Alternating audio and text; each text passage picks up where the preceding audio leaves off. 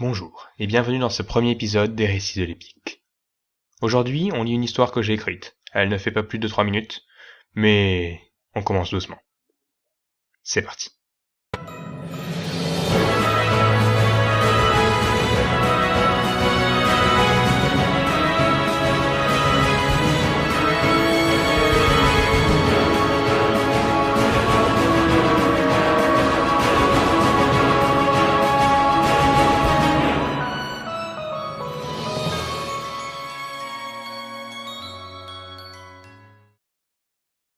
Nous sommes en 528 et nous sommes sûrement dans l'ère la plus sombre de ce monde.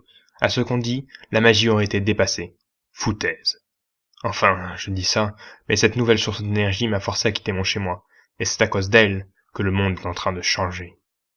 Ah, les Xyz. Jamais je n'aurais pensé que des créatures si fragiles, si dépendantes, auraient pu se rebeller ainsi. Mais ils ne mourront pas, moi, l'un des plus puissants mages de mon temps. Je pars chercher de l'aide, d'un peuple qui vit caché, dont peu de gens connaissent l'existence, les Tulotorkag.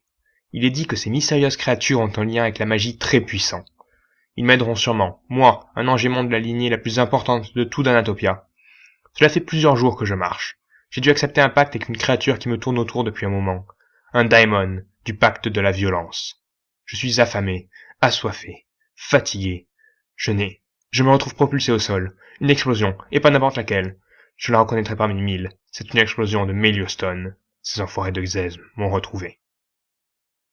Mon daimon commence à s'exciter. Il va pouvoir se rassasier d'âme, et moi, je vais pouvoir me venger. J'invoquai donc mon épée, qui sortit de ma main. C'est la première fois que je la voyais. Elle était magnifique, si légère et pourtant si grande. L'œil du daimon brillait à la base de son pommeau. Puis, sans réfléchir, je fonçai sur mes ennemis, étonné par ma propre vitesse. Le premier Xyz qui se dressa sur mon chemin se fit trancher en deux sans qu'il puisse opposer la moindre résistance. L'ivresse de la bataille commençait à me gagner.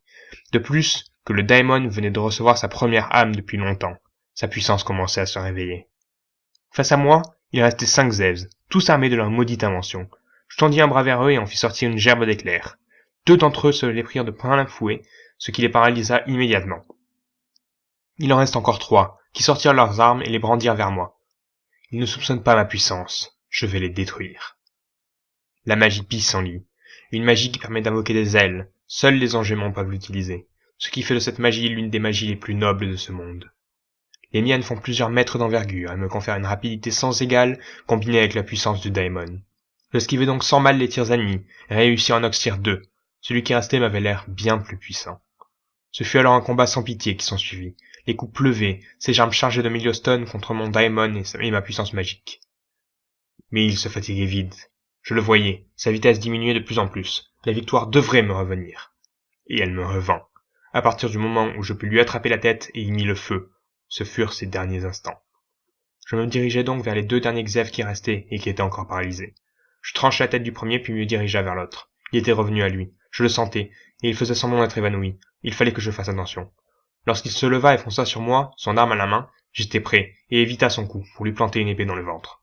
La victoire me revint. Mais, non! Abruti que je suis! Je n'ai pas pensé à ça! Il avait une bombe sur lui!